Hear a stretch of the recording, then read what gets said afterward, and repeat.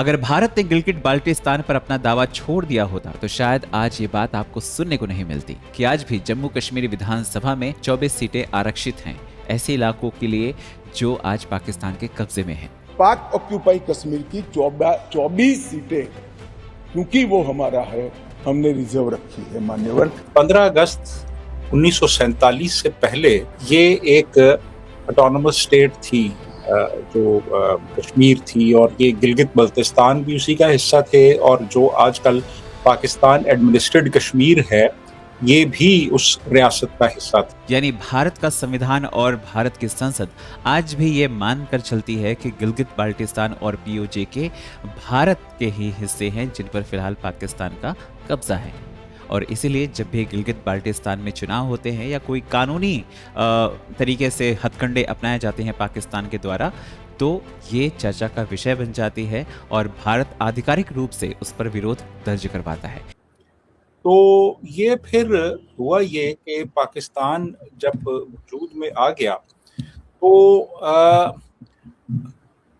उस वक्त हमने ये किया कि हमने अपने कबायली और कुछ रेगुलर ट्रुप्स जो थे वो यहाँ भेजे, जिन्होंने इन्फिल्ट्रेशन की और उन्होंने एक इन्वेजन शुरू कर दी। अब कहते ये हैं कि जो महाराजा हरी सिंह था, जो कि राजा था वहाँ का, वो इनडिसाइसिव था कि उसने ऑटोनमस रहना है, उसने पाकिस्तान के साथ एक्सेशन करनी है, उसने इंडिया के साथ एक्सेशन करनी है। तो अब वो कुछ अनडिसाइसिव सा था, अभी तक वो कुछ तय नहीं कर पाया था। तो जब कबायली वहाँ पे गए हैं, इन्होंने इन्वेजन शुरू की है, बाकायदा तौर पे लड़ाई शुरू हो गई और उन्होंने लूटमार भी की वहाँ पे।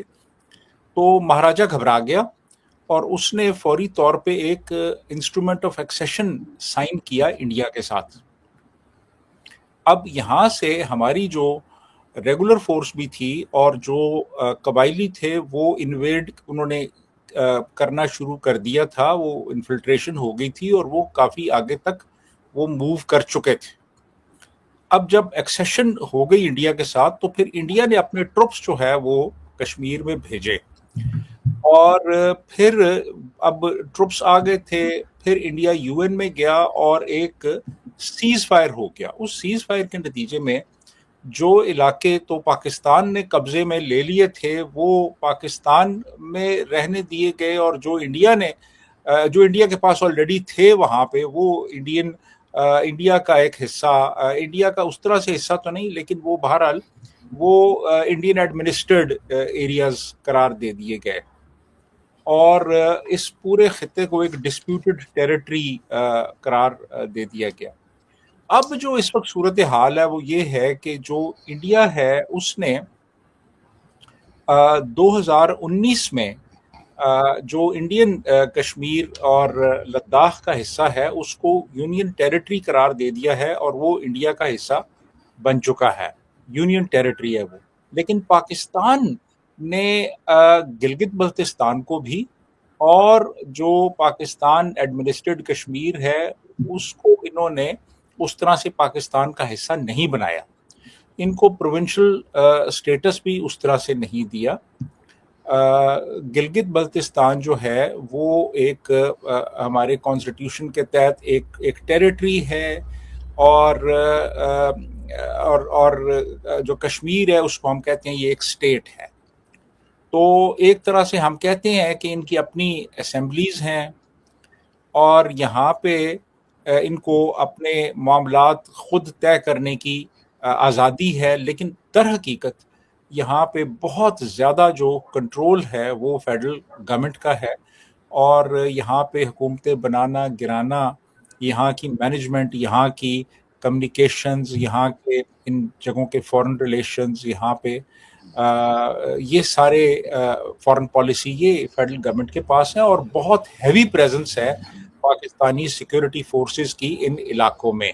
तो फॉर ऑल प्रैक्टिकल पर्पसेस ये उतने ऑटोनोमस या इंडिपेंडेंट नहीं हैं जितने के आम तौर पे हमारी रियासत क्लेम करती है। कहानी शुरू होती है दोस्तों 1947 से पहले की। उस समय गिलगित बाल्टिस्तान जम्मू कश्मीर रियासत का हिस्सा था जिस पर महाराजा हरि सिंह का शासन था। ब्रिटिश शासन के दौरान इसकी रणनीतिक अहमियत इसलिए सबसे ज़्यादा थी क्योंकि 1935 में अंग्रेज़ों ने गिलगित क्षेत्र को महाराजा से लीज पर लिया था और उसकी जो कमान है वो खुद संभालनी चालू कर दी थी। लेकिन आज़ादी से ठीक पहले यानी जुलाई 1947 में अंग्रेज़ों ने ये इलाका महाराजा हरि सिंह को वापस लौटा दिया था। फिर आया 1947 का विभाजन और भारत और पाकिस्तान दो अलग देश बन गए। जम्मू कश्मीर रियासत को ये फैसला करना था कि उसे भारत में शामिल होना है या पाकिस्तान में शामिल होना है। लेकिन इसी दौरान पाकिस्तान समर्थित कबायली लड़ाके कश्मीर में घुस आए और स्थिति जब वहां गंभीर हो गई तो महाराजा हरि सिंह ने भारत से मदद मांगी और 26 अक्टूबर 1947 को भारत के साथ में इंस्ट्रूमेंट ऑफ एसोसिएशन साइन किया, यानी कानूनी रूप से पूरी जम्मू कश्मीर रियासत जिसमें गिलगित बाल्टिस्तान भी शामिल था भारत में शामिल हो गई। लेकिन दोस्तों यही कहानी में बड़ा मोड़ आता है। गिलगित में तैनात गिलगित स्काउट नाम के फोर्स ने विद्रोह कर दिया जिसकी वजह से 1 नवंबर 1947 को वहां के गवर्नर को हटा दिया गया। कुछ दिनों बाद ही पाकिस्तान का झंडा वहां फहरा दिया गया। उसके बाद पाकिस्तान ने वहां पे सत्ता संभालनी शुरू की। यहाँ से गिलगित बाल्टिस्तान भारत के वास्तविक नियंत्रण से बाहर चला गया। 1948 के युद्ध के बाद जब युद्ध विराम हुआ तो ये इलाका पाकिस्तान के प्रशासन में रहा, लेकिन भारत ने कभी भी अपने दावे से पीछे हटने की बात नहीं कही। भारत का एक तर्क सीधा है कि जब महाराजा हरि सिंह ने भारत के साथ विलय पत्र पर हस्ताक्षर किए तब पूरी जम्मू कश्मीर रियासत भारत का हिस्सा बन गई थी और इसीलिए गिलगित बाल्टिस्तान भी भारत का अभिन्न हिस्सा है। चाहे उसका प्रशासन पाकिस्तान चला रहा हो लेकिन उसके बावजूद आज भी वो हमारी ही हमारा ही हिस्सा है। अब सवाल ये है कि ये इलाका इतना महत्वपूर्ण क्यों है? क्योंकि यहाँ दुनिया की सबसे ऊंची पर्वत श्रृंखलाएं मौजूद है।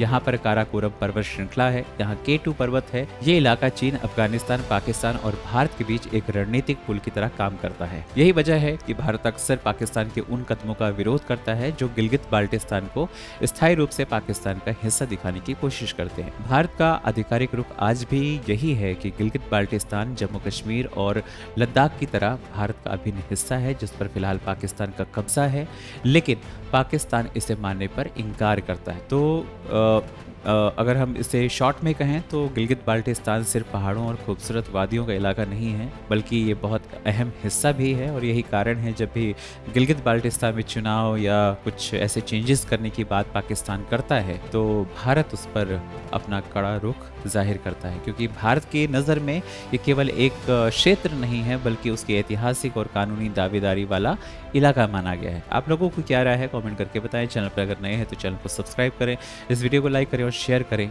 जय हिंद, जय भारत।